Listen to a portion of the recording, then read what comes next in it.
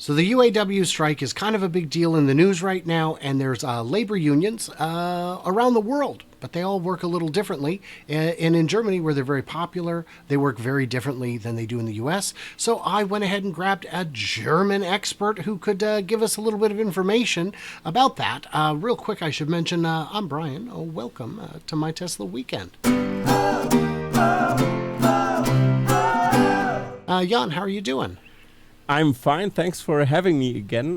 Last time it was very fun again. I've been here sometimes already, but I always enjoy these. And I'm ready for your questions about the labor. Yeah, and because we're all in this together, so which means I should thank my newest Twitter subscribers on X, Andy, Tesla Mars, Mark, and World Spills. Thank you guys so much. Your support is how I'm able to keep doing this. Because I love doing it, and I'm. Some people think I'm good at it, which is weird, but okay. For those who don't know, Jan is the host of Tesla Fix. He is a very smart guy who lives in Germany and on the ground. Yeah, on the ground. So he has a lifetime of experience working with and around people who have been part of these labor unions. So first of all, I guess the question would be, labor unions in Germany, how do they work? Mm-hmm. So the labor union system is, for us Germans, let's start this way maybe, is a little bit interesting to see when you hear that companies try to forbid or try to work around the topic that people shouldn't unionize in the company. We've seen that at Amazon pretty harsh. There was a leak where with videos where the workers said, if you see somebody talking to each other, they might be starting a union. This paranoia of unions is pretty entertaining for us to witness, because here in Germany it's downright to the it's a constitutional right to unionize here. That's why it's so common in Germany to have a union and to unionize. And it's due to, of course, the Industrial Revolution, where we had a lot of missteps from the huge manufacturers that really squeezed every drop out of the worker. And that's why we have unions, actually, to avoid unfair treatment. But this also makes this whole system totally complex. And this means that labor costs are actually pretty high in Germany as well, also due to the unions, of course. And that means sometimes it's hard from the business side to open a business here. It's very complicated here to open up business. We have a certain company that we always talk about that also put up shop here that already paid better even than Mercedes in some positions, of course, and pretty did a good job. But of course, they also gonna have a union, and they are already unionized. But I have to look into this a little bit more. I'm not sure if Tesla is already full force unionized or what's happening there. But so Germany, like I said, has a lot of also a workers' council, for example, inside of the factory, and labor unions to negotiate the deals, and they are pretty close to the boards of the companies, and they talk to each other, and so they don't go on strike as often as in the US. Maybe you could say that. I mean, it's a different story because they always communicate already. So yeah. So rather than it being adversarial, it's more of a mediator between the two parties. Exactly. Yeah. And instead of it being a contract and then a battle, it's an ongoing process. Exactly. And it's also tied with the politics a little bit, so the politicians look a little bit onto this topic because of unemployment and stuff like this. So, yeah. Sure. So how common would you say unions are in Germany? Super common. In almost every company we have a union or overarching union that is for example, also like the UAW, Autos worker union. But most of the time we have those bigger unions like the Verdi. It's called the Verdi. I'm not sure what's translated, but this is a huge. In English we say green. Okay. Oh, verde. Oh, Spanish. Never mind. Go ahead. No, better. No, yeah. No, I get what you mean. No, so yeah, this one is a big overarching union that always steps in when we have some scandals. But of course, Germany, because they have those strict rules, they also started to put stuff in place that you could work around these union contracts a little bit. So we also have third-party workers often working in the factory, and they have different deals, actually. And that's something that was a workaround from the, for example, car manufacturers or even in the meat processing industry. Low-wage work. We also have low-wage workers, but they have different contracts than the unions, of course. So something to note here. But that's all because the politicians don't want to have unemployment and stuff like this, and we need those low-wage workers as well. So it's a double-edged sword a little bit. So too complex, but so who isn't in a union? Hard to tell. It's like every bigger company, like I said, has a union. So it's once you hit a certain I would say size? 90% or something. Sure. Yeah, it's due to of course it's due to the size. If you have like 50 employees, yeah, it doesn't make sense. But if it gets bigger than that, most of the time, even small and medium enterprises some people are part of unions, and but overall the companies always pays like the tariffs more or less, that they don't get in trouble in the first place. So they just adjust their contracts already in like what is common, and then they adjust that. So when I start my company and hire 5 employees, it's not really an issue. No. But as the company gets bigger and bigger, at some point, a union is just something I have to count on. Yeah. Those smaller companies, if I'm going to create an IT company, we're going to go do, systems, whatever. I'm still going to have to pay and give benefits comparable to the union guys, or I won't get workers. That's true. Yeah, that's true. So the whole working market is very competitive as well here, and of course, then you have to offer something that is comparable. And oftentimes, many people are shocked how crazy those contracts sometimes are, because we have, for example, the 36-hour work week, for example, in some companies even. So we have less time to work, but more pay and stuff like this. So we sometimes have pretty good contracts from the worker side, but this also makes it harder for businesses to be created here. That's why many businesses actually go to the outside, to different countries, produce in China, for example, where we don't have those strict labor laws. So this is the other side of the coin that you have to keep in mind. It's always a tug war almost of people who are running the factories and the workers, of course. And here in Germany, we're pretty socialist in that sense. So we have already established those labor laws, and they are fixed. It's pretty hard to get rid of workers here, actually. So firing people isn't as easy. You have to pay 2-year severance pay when you get rid of somebody. That's something you have to keep in mind. And you have to have really good reasons to fire somebody. And you have to give them 3 strikes almost before you can even fire him.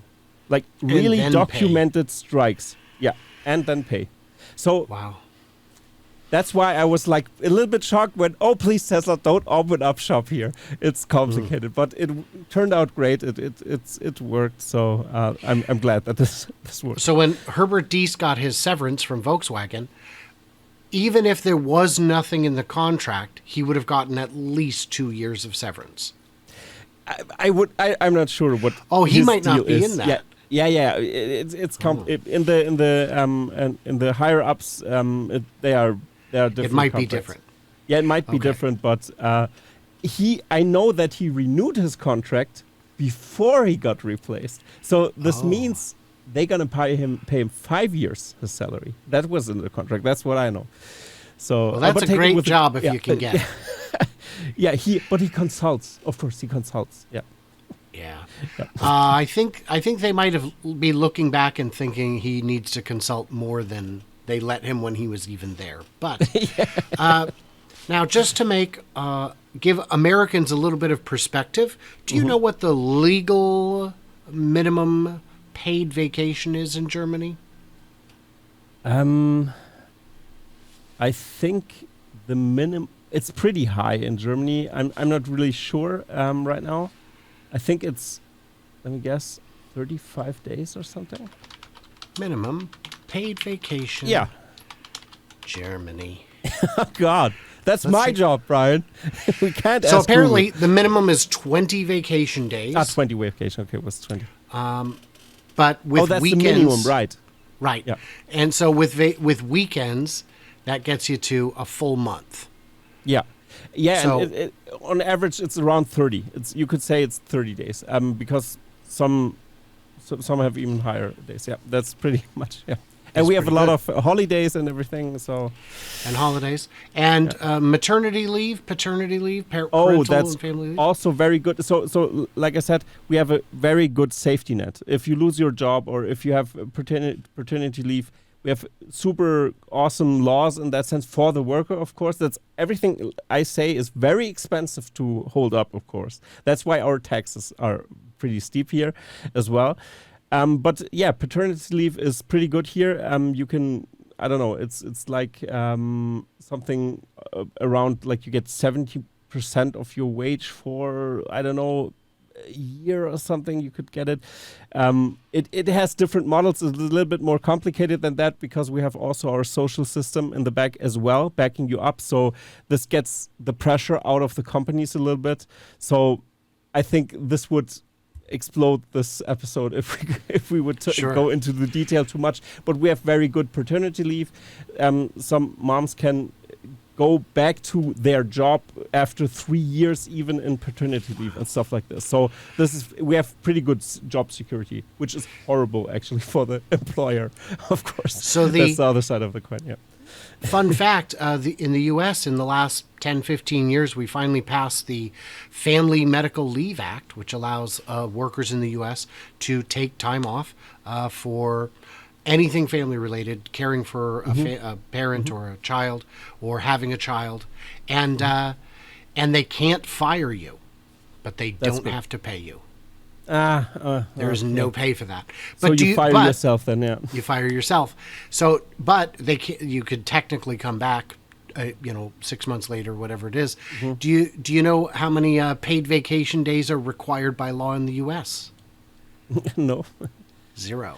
Yeah. 0. Sounds like the U.S. to me. Most people get some. I've had 5 days of paid vacation in my entire life. So that's very exciting. Yeah. Awesome. That sounds great. yeah, it's very exciting. Yeah, but don't forget we have a very expensive system still. Yes. Yes. Yeah, Yes. That's the other side so- of the coin. But yeah. But we're talking about employee benefits at this point, so it's apples to oranges anyway. So what are some of the benefits that a labor union brings in Germany that would make the workers want to start one in their place of business in the first place? What do they get? So when you are in a group of people negotiating contracts or asking for something with the power of the union, the union in Germany, the Verdi, for example, is huge. It's a huge union, one of the biggest in the world, even in the West. I mean, in the West at least. And it's pretty difficult for a company not to listen to what their demands is. And they also kind of know the balance. They're a little bit more careful. They don't have absolutely crazy demands because they always talk with the politicians as well, talk with the heads of the companies as well, and try to find a good middle ground. I would say they are very good in negotiating. They are used to that for so long. There's a whole system of negotiation and talking to each other and figuring something out, that they don't get outlandish contracts that put too much pressure. It's almost like the politicians are the negotiator in between the company and somehow they build up pressure when something doesn't work and try to work something around that. So yeah, I would say that's one of the benefits. So you get shielded, but yeah, the system is so common that you already get good contracts here. Yeah, I would say. Okay. That's how I would say it. Yeah. Okay. So, guys, in the comments, what did we miss? What do we misunderstand? labor unions in Germany appears to be a thing that works, that's popular, that's not a battle, that's not a war, it's a negotiation. It sounds like the unions are not out for blood. They're just out to get their fair share because the workers are who makes the company. Yeah, right? but I want to add something for the end. Yes, please. So we always have to get a little bit of grain of salt in the wound, of course, and that's the workers' councils as well. We have workers' councils inside of, for example, in VW, and if you reach a certain size, this becomes a problem actually, because then you have a workers' council that, especially in a phase where something is transitionary or transitory, sorry if I'm totally butchering this, but they have huge impact also on the board of VW. So VW always wants to please the workers' council, or the workers' council. And the problem is sometimes it isn't grounded in reality what they want, because if industry is shifting, maybe they have to get rid of workers at some point, and it's necessary to shift, for example. That's something they don't want to hear. They say, no, you won't fire anybody. We have to make these changes, and this pressures, of course, VW as well, and makes it slow. And this whole system makes the industry slow. That's the opposite side. And that's why a company like Tesla would never worked or started here in Germany. Let's just say it this way. Because it's super, super complicated to make your company here, or build your company here in a country where it's so complicated. It's very slow. You can have slow growth, slow and controlled growth. But this isn't the capitalism system in America. So that's just what I wanted to add. To clarify on that, what I would say is if Volkswagen says we're going all EVs in 5 years, the Workers' Council could come back and say, no, look, we've got these engine block facilities. Those guys have to still have jobs, and they're not willing to retrain. We can't retrain all of them. And so that creates a roadblock. Absolutely. I wonder how much of that we're seeing with the unions in the U.S., and I don't know the answer to that. But if you know the answer, leave it in the comments. Stay tuned, stay juicy, all that good stuff. Everybody else, like, subscribe. You know what you're doing. And Jan, I want to thank you for coming on the show. No problem. And and everybody else, stay tuned, stay juicy, and I can't wait to hear from you, clever robots. Follow me on YouTube. Bye. In Germany. Who knows?